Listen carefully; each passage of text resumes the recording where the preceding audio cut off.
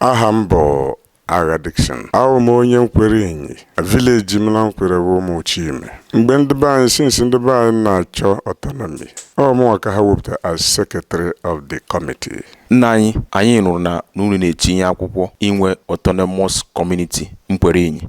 Eziokwu ka asị? Eziokwu, anyị na-echile anyị ichi igegwu. Kedu ihe kpatara unu dị etinye akwụkwọ inwe autonomous community Nkwere Inyi?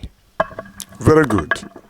Ihe m ma egosi okita lekele anya la akwụkwọ m njikak Nkwere dokar ndị anyị la ha na autonomous lo very far. Udu mmiri dị anyị ala dị agafute ibe a ma akpa anyị maka gịnị la distance ruru up to 20 kilometers. Just look at this. I want to when you go with this map, even though it is contained in our application. So the distance is so much.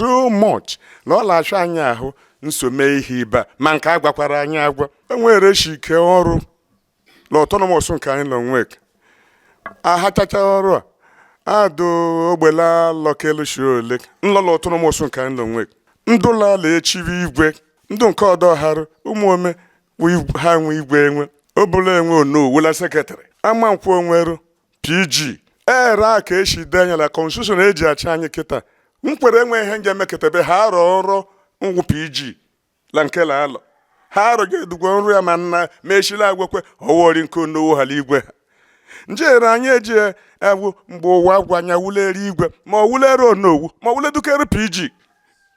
So lee ahụ ha ndele constitution ahụ ya ha mderie adụ anyị mmala ahụ ọ na-enye anyị nsogbu iwe anyị wụla ahụ lala suppress anyị ever since and lera ha shi emie ka ushi dula constitution match ka anyị nnọkịta anyị achọghị ọla achọ anyị.